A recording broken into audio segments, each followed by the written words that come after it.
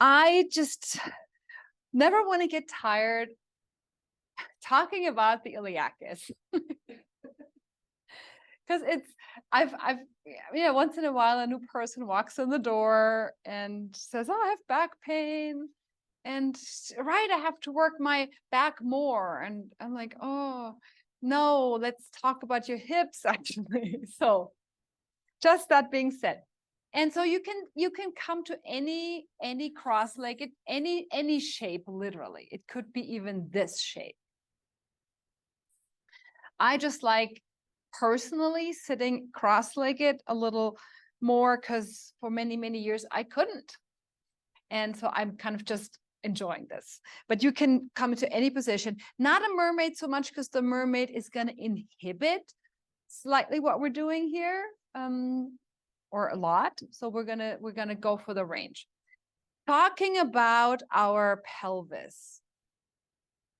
2 hip bones, sacrum in the back, and at the very bottom, if you put your hands underneath your butt, there are 2 sits bones, 1 on each side.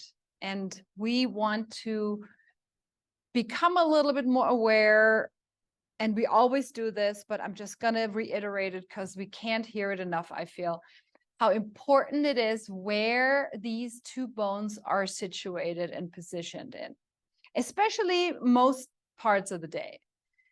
So as we're sitting on our surface, blanket, bolster, blocks, floor, we're going to rock our sits bones forward and backward. And we're going to keep today the shape. So we'll go into the posterior tilt, into the rounding of the spine and the 12 o'clock of the pelvis.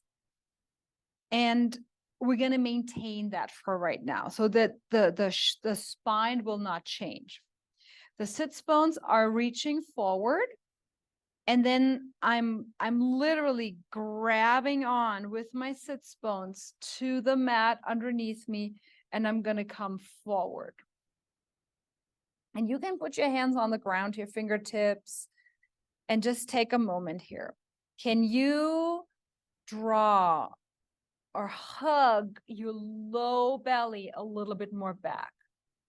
And this is really something I'd encourage everybody to practice daily. And if you can, practice it with a mirror to the side, if there's a way of doing that, or maybe even video yourself, whatever. Because you don't want to do it like this. And that's kind of the default, that we're doing so much in our spine always, because the brain really doesn't care how you do it. First and foremost, it just doesn't care. And it's great that it doesn't care, right? Because otherwise we'd be neurotic about everything. So we're just going to be neurotic in class. Not neurotic, but So here we are, fingertips on the floor. I'm going to hug my kidneys back and my diaphragm back. My spine is slightly rounded, not a lot rounded, just a slight bit rounded. And then I'm going to hook my sits bones into the blanket, and I'm going to rock myself back. And then I'm going, so this is the posterior tilt. This is not so much the iliacus. It's more actually a lengthening of the iliacus.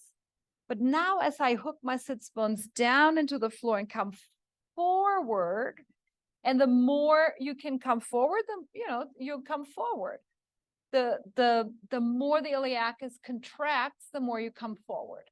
And this is also how much are the glutes allowing you to come into a forward bend here. Putting your fingertips on the floor, find yourself a little support, and then draw the kidneys back, draw the diaphragm back a little more. And it's literally like Heimlich maneuver, drawing your ribs slightly back. Breathing here. Can you push your legs a little more down into the floor, that potentially your fingertips could come off the floor?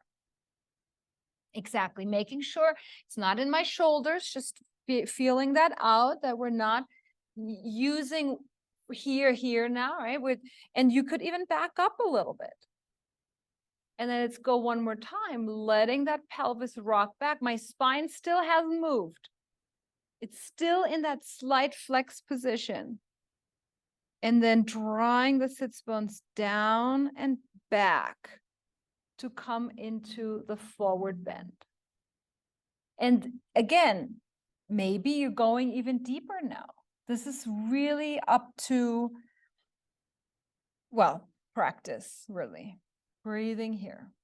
And then maybe your hands can float again, and maybe you can take your hands to your lower back here.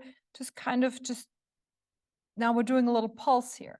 Pushing down into your legs, you're gonna come up, keeping your spine, and then you're gonna pull yourself back down. And that pulling is coming from your iliacus right here inside your hip. And then pushing down into the legs to come up. And pull the sits bones down to come forward. And we'll do this one more time. Very good. The slower you go, and I encourage you very much today to go slow in whatever we're doing. You're going to come one more time down, and then push last one down into your legs, and then just straighten them and roll them out. Now we're going to do the same thing on the other side. Memorize which leg was in front.